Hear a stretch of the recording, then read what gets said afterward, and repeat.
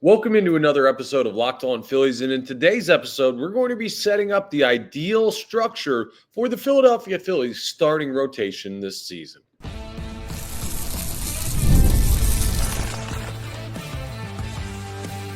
You are Locked On Phillies, your daily Philadelphia Phillies podcast, part of the Locked On Podcast Network, your team every day.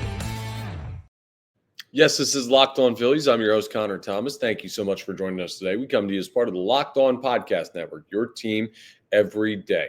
You may know me from some of my other work in the sports talk space. I've been on air over at 97.5 The Fanatic, doing Philadelphia Sports Talk Radio for 5 years now. I've been a credentialed Philadelphia Phillies media member for 3 seasons, and this is my 4th year as the host of Locked On Phillies. Please make sure that you're rating and reviewing if you're listening to this in podcast form. If you're checking us out on the YouTube, go to Locked On Phillies YouTube channel and hit that subscribe button. It'll get you notifications when new episodes are posted.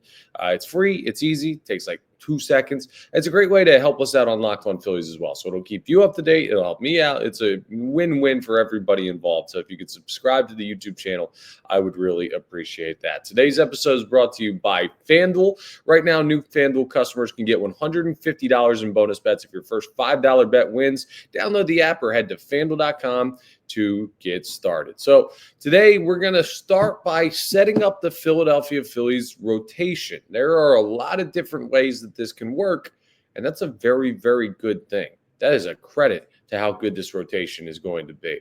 We're going to talk about what I think the biggest Philly story of the month of March will be as we're on the final day of February as I record this. And also, it's a happy anniversary to Bryce Harper. We'll tell you what that anniversary is and talk a little bit about why it's an important day in Philadelphia Phillies history as we go through today's episode. But let's start out with this rotational talk because the Philadelphia Phillies starting rotation is going to be absolutely dirty. Now, just now, Jesus Luzardo threw this earlier today. So he's hot in the streets right now on Twitter with people talking about, Jesus Luzardo this, Jesus Luzardo that. And I think that's a good thing, but don't forget, I've been telling you, this is a big-time move for the Philadelphia Phillies. This is a dude that can make a difference in this rotation. He is a very, very good pitcher, and you're looking at a situation where they've added him to a rotation with guys that are amazing. He threw today. He looked great. He was throwing hard. He's potentially your 5. Or could he be as high as your 3? I don't know. Listen, that's the thing. That's what we're going to try and break down here for the rotation. But just to give you an idea, and shout out to John Foley at 2008 Phils on Twitter for this. But Zach Wheeler, Christopher Sanchez, Jesus Luzardo, Jose Alvarado, Jordan Romano, and Orion Kerkering. So far this spring, pitched 9 innings. They've given up no runs, 2 hits, no walks, 14 strikeouts. And again, people are working on stuff. So that's not just who they're going to be all year. And some of these guys are minor leaguers that they're facing. It's not the Dodgers lineup. This is just spring training numbers. But it's been a heck of a start to spring training for the Philadelphia Phillies pitching staff. Now, let's talk about that rotational setup and what's important about trying different things, right? So as far as the number 1 on the staff, who's going to be your first guy out, there's no question it is Zach Wheeler. He is going to be your opening day starter. It's kind of funny, honestly, that just 2 years ago, we were having major debate about who the Philadelphia Phillies opening day starter should be. Is it Zach Wheeler?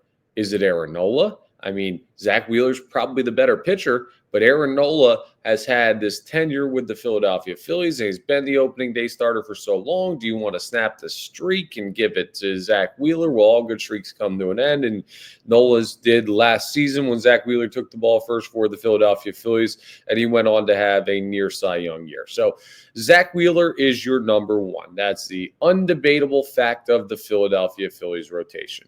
And then everything else is kind of variable, but Aaron Nola, you find it hard to believe that he will not be the number 2 in the Philadelphia Phillies staff unless the Philadelphia Phillies want to split up lefties. Remember, Wheeler's a righty, Nola's a righty. The other 3 guys in the Philadelphia Phillies rotation are lefties: Luzardo, Suarez, Sanchez, all lefties. So do you want righty, lefty, so that there is a chance in a 3-game series that you could have 3 lefties against like maybe a team that's right-handed heavy? Or do you want to switch up the rotation to find a way to vary the arms? I think it would be smart to do so. And ultimately, the one great thing about this pitching staff is I don't think any of them have like a major ego. Now, I don't know too much about Jesus Luzardo and his personal makeup or how he fits into the clubhouse. We will find that out as the season gets going. But what I do know is guys like Aaron Nola, Zach Wheeler, Ranger Suarez, Christopher Sanchez, they're not going to throw a hissy fit over where they're at in the rotation. Ranger Suarez is a guy that has gone to the bullpen before. Aaron Nola, I don't think feels human emotion. Like the guy just goes out there and pitches whenever you tell him to go out there and pitch. Low heart rate guy. Christopher Sanchez doesn't seem like anything bothers him. And Zach Wheeler, he's also very easygoing, but the other thing is like he's the ace. He's going to be the one. So he doesn't have a care in the world. So that's what's interesting about this. You can move these guys around. What I would be looking at, right, if you're going to switch up the handedness, is your number 2 then would probably be Christopher Sanchez. And you saw this in the postseason, how they set up their rotation and everything like that, changing stuff around from the regular season to make guys more comfortable home road, to make them feel better about the stack up of the series. So but I would, it could be possibly the right answer for the Philadelphia Phillies. I was going to say what I would bet they would do, but I don't know. I'm not betting on anything yet here on February 28th. There's still ways to go in spring training. A lot of stuff happens.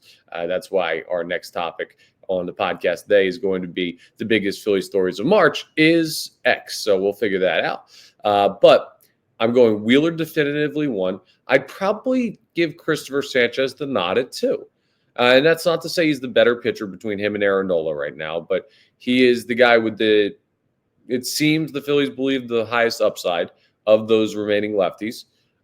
If you want to split up lefty-righty, well, he seems to be the most prime candidate to take over the 2 spot in the rotation. And it's not, he's the better pitcher between him and Aaron Nola. It's the same thing as like, well, is the guy batting 5th the better hitter than the guy batting 6th? The guy batting 6th and 7th? That's not. Sometimes it's true. Sometimes it's not. Right? It's not a 100% of the time the guy batting leadoff is this amazing best hitter. He might just be a guy with great hand-eye that gets on base and walks a bunch. So putting Sanchez as 2, then Nola goes no further than 3. That's a definitive. Nola will go no further than 3 in the rotation. There's still a good chance that he's going to be the Phillies 2. Also, these arbitrary numbers that are assigned to pitchers that determine their worth, it kind of goes out the window when you have a pitching staff like the Phillies. You're going to see the same type of thing in LA with the Dodgers, where it's like, who cares who's the one? Our pitching staff is stacked. That's kind of what it's going to be like here in Philadelphia. The only difference is you have the standalone guy in Zach Wheeler, who is just like one of the best pitchers, if not the best pitcher on the face of the planet right now. But so right now we're at Wheeler, Sanchez, Nola, and then it gets interesting. So I've heard this theory floated most recently by our guy Ricky Batalico, who of course pitched for the Phillies back in the day, but now is one of my coworkers over at 97.5 The Fanatic, and I've heard him mention this on air, but potentially making Ranger Suarez the 5th starter in the rotation. Now, why would you do this?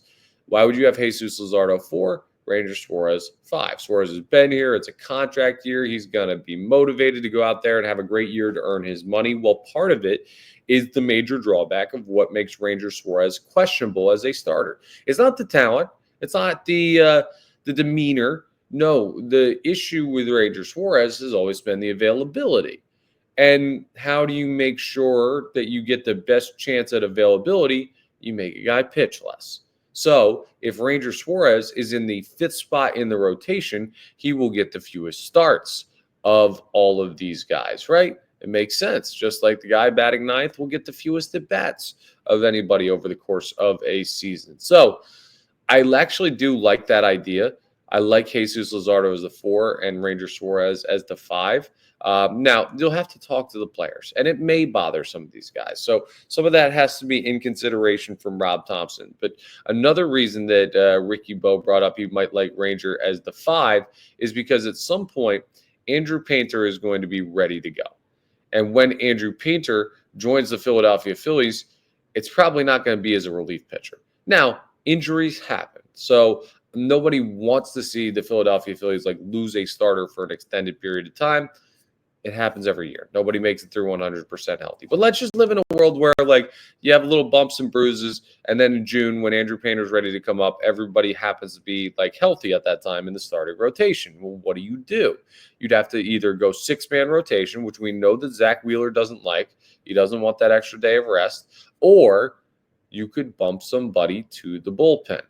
Who are the guys that are likely to go to the bullpen in the starting rotation? Well, Wheeler's not going to do it. Nola's not going to do it. Luzardo's not going to do it. Sanchez has done it in the past, probably not going to do it. Ranger Suarez, though, is the interesting one because, again, remember, has done it in the past, was a guy that closed out the NLCS for the Philadelphia Phillies to send them to the World Series. He is comfortable in big-time moments in the bullpen. He is a guy that has had questions about his durability over the course of a season. So do you want to lighten his workload by moving him to the bullpen at some point? Possibly. That would seem to make more sense when all the other guys are super durable. So it just a lot says Ranger Suarez as the 5 may make more sense for this team. But optically, is that something that Ranger Suarez in a contract year says, I don't like that, man. I don't like being the 5 after having such great Zach Wheeler's on a long-term deal. Aaron Nola's on a long-term deal. Christopher Sanchez is on a long-term deal. You just traded for this Luzardo guy. And now all of a sudden I get bumped to 5 in a year where I'm going to get the biggest paycheck of my life at the end of it. That doesn't feel like doing right by Ranger Suarez, which is certainly something, I'm telling you, 100% something the Philadelphia Phillies are going to consider because you don't want to screw over a player, right? You're not going to go ahead and take, I don't know, you're not going to take Joe Ross and make him the number 3 starter because you want to get the guy paid. But you're not going to take a guy and just completely tank his stock as a free agent by burying him at the back end of the rotation. So that's part of the conversation. But if Ranger Suarez is willing to do that and the Phillies can sell him on that plan, maybe that's the best option. So probably the ideal one from my point of view would be Wheeler, Sanchez, Nola, Luzardo, Suarez. But again, you only get away with this because the guys are nearly interchangeable when it comes to skill level outside of Zach Wheeler, who is clearly the number 1. And that's a great, great thing that you have this much talent in the pitching staff, that these are conversations that we're able to have about who these guys could line up with when it comes to the rotation. I mean, it's an embarrassment of riches. I can't believe more people are not excited about Jesus Luzardo as a member of this pitching staff. There's a very, very good chance that this is a top 3 rotation in baseball, top 2 rotation in baseball. And then there's a slim chance, well, not a slim chance, there's a chance that they're the best rotation in baseball. And guess what? As good as offenses are, having the best rotation in baseball always makes you a contender. Coming up next, we're going to talk about the month of March because it's the final day of February as I'm recording this. What will be the biggest storyline of March for the Philadelphia Phillies? We're going to do some predicting as we continue today's episode. Let's talk about FanDuel first, though, because when the game tips off, the NBA action is just getting started. And there's no better place to get in on than FanDuel, America's number 1 sportsbook. With FanDuel, you can place live bets throughout the game. So even if you miss the opening tip-off or want to bet on a fourth quarter comeback, you can stay in the action. And if you're looking for a bigger payout, you can even combine your live bets into a same-game parlay. For me, I love using FanDuel's live betting feature because it keeps every moment of the game interesting. Whether I'm backing my team or looking at a late game rally for some team that I don't even care about, it can keep you interested in a game. It could keep you interested in a game where maybe if you had placed a straight bet at the start of it and it had already lost your chance to win that one. Comparatively, doing the live stuff always keeps you engaged. I mean, it's the best way to bet. It's much more entertaining. It's much better for odds if you're good at reading games and getting a feel for everything. And the best part, the app is easy to use, and when you win, you get paid instantly. So right now, new FanDuel customers can get $150 in bonus bets if your first $5 bet wins. Just visit FanDuel.com to join today. That's FanDuel.com for your shot at $150 in bonus bets. Make every moment more with FanDuel, the official sports betting partner of the NBA. So this is an interesting one. I'm going to have to try and call my shot on this one a little bit, but we're going to talk through some things. The biggest Phillies story of March will be blank. This is going to be an interesting one for a couple of reasons. One, because there are a lot of options this time of spring training to go ahead and point to. And two, you got to think about the natural flow of spring training. Now, I'm talking about spring training. Like, obviously, opening day is now 27 days away. March 27th is the date that the Phillies will take the field in the regular season for the first time in Washington against the Nationals. The 31st of March is when they will play their first home game. I believe it's against the Colorado Rockies, I want to say, is the team that they open up against at home. Let me actually double check for you while I make this point. But I'm just looking at like spring training. Obviously, the big storyline, it'll be opening day. It'll be the start of the season for the Philadelphia Phillies. It'll be all of that stuff that comes with that at the very end of the month. But I'm talking about spring training, what happens as far as getting ready for the season is concerned. And yes, it is the Rockies the Phillies open their season at home against. But those storylines down there in Clearwater are the ones that I'm interested in. There's a couple of major contenders that we've talked about already on the program. One is the depth in the outfield. With Weston Wilson going down, you need a right-handed bat to add to this roster. Unless Johan Rojas is really good in spring training, and you have a lot of faith in him to be that right-handed depth guy in the outfield, and then maybe Edmundo Sosa supplements it. But all of this kind of builds around the outfield is okay. The rest of the roster is pretty darn strong. That's one of your main points of focus. So do you bring somebody in? Do you go ahead and shift a player around like Edmundo Sosa? Do you get a guy on a minor league deal already with the team and say, hey, you had a big spring, you're going to get that spot that Weston Wilson probably would have occupied? That's going to be very interesting to try and figure out. And that leads us into our second contender for the biggest Phillies story of March, which is the conversation about the final bench spot. Now, it's not just the righty in the outfield. It may also be a versatile player. It may have to do with options. You may look at that and say, okay, well, Cody Clemens has this option, so Buddy Kennedy doesn't. And do we keep Buddy Kennedy? Blah, blah, this, that, the other thing. There's so much of that to consider. Now, I don't think options because there's just 4 or 5 guys in the conversation for this position.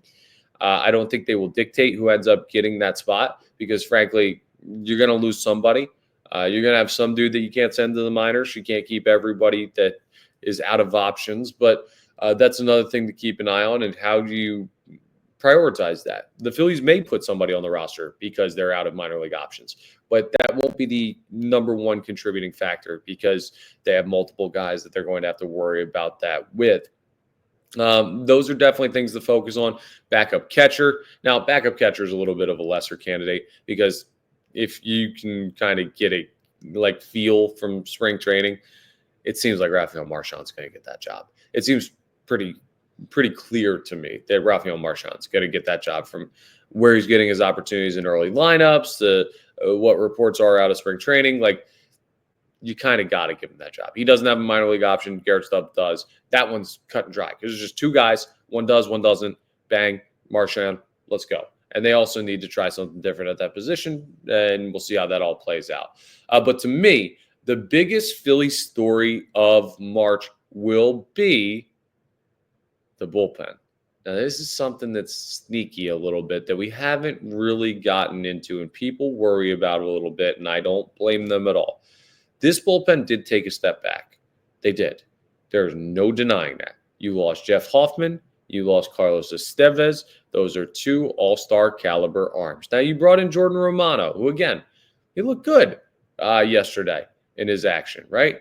Okay, if he's healthy, you got something really special there, something that could have high upside. You brought in Joe Ross, a good swingman. You have Tanner Banks, who didn't really throw all that much last year and could be a lefty specialist for this team that really helps you get through some of the innings in the long marathon of the season. But to look at this bullpen and say, well, they're as talented as they were last year would be a flat-out lie, at least from the perspective that we have right now. Could they end up performing better than last year's team? Absolutely. They are still a very talented bullpen.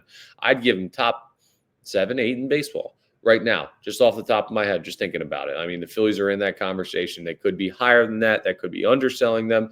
They could end up top 5 again. Last year, you could argue they were top 3.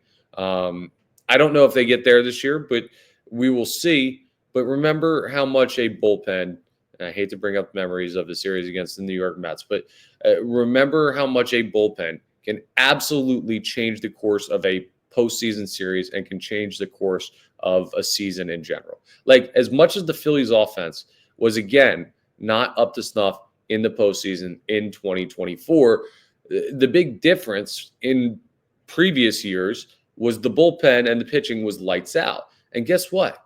In 2022, they went to the World Series. Pitching was awesome. In 2023, they went to the NLCS. Pitching was awesome.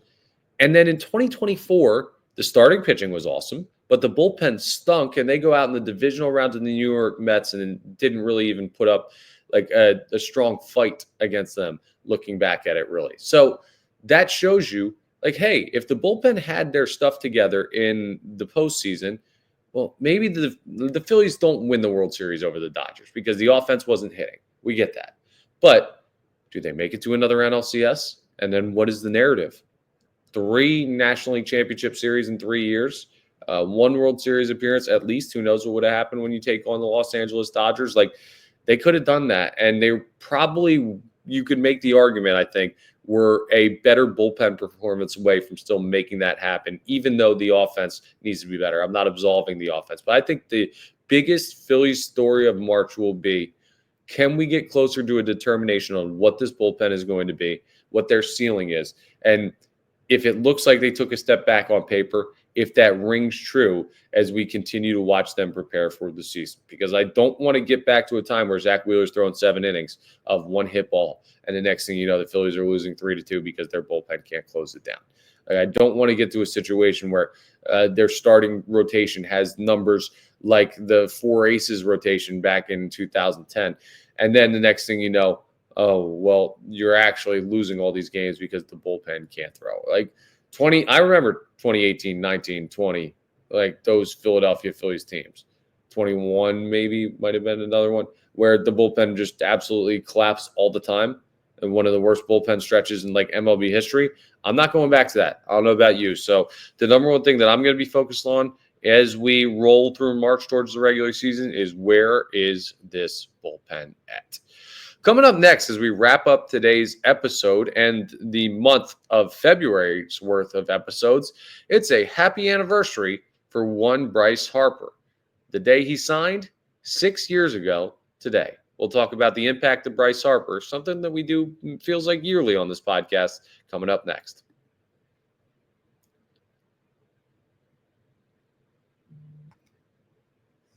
All right, let's talk a little bit at number 3. MV3, Bryce Harper. And 6 years now, we are into Bryce Harper's Philadelphia Phillies tenure.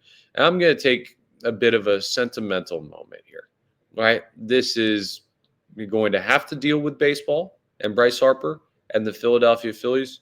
But in a way, it's much more about life. And my thought on this to open this conversation is, holy bleep, where does the time go? Does it feel like Bryce Harper's been a Philly for 6 years? Like, remember the length of the contract he signed, and it's just to think that we're almost halfway through it already is just, it's crazy. It's like, man, I can easily remember a time where Bryce Harper was not wearing a Philadelphia Phillies uniform. And I've enjoyed the time that Bryce Harper has spent. And I'm looking forward to many, many more years of a Hall of Fame career and him going into the Hall of Fame up there in Cooperstown as like with a Phillies cap on his plaque. That is going to happen one day for Bryce Harper. And I am so glad that I have that opportunity. But man, has the time flown.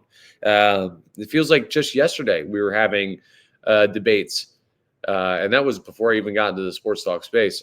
I've got an awesome story for you in a second. But when we were having debates about it, Bryce Harper, Manny Machado, and we've got construction workers down at Citizens Bank Park yelling at Manny Machado to come here. Like, what an offseason that was. But Bryce Harper signs late. He signs with the Philadelphia Phillies. He signs a mega deal, and then he goes on to help recruit one of the great eras of Philadelphia Phillies baseball's worth of stars alongside him to play in this city. And Dave Dombrowski comes in to help get that done and facilitate that. Matt Klentak deserves a little bit of credit for helping put that together at the start of Bryce Harper's tenure. But ultimately, Bryce Harper was the draw of the Philadelphia Phillies. He pulled us out of a decade-long playoff drought. Eventually, it took a couple years. It took a managerial change and getting Joe Girardi out of here. And it's not just all Joe's fault, but that definitely sparked the change that we've seen with the Philadelphia Phillies.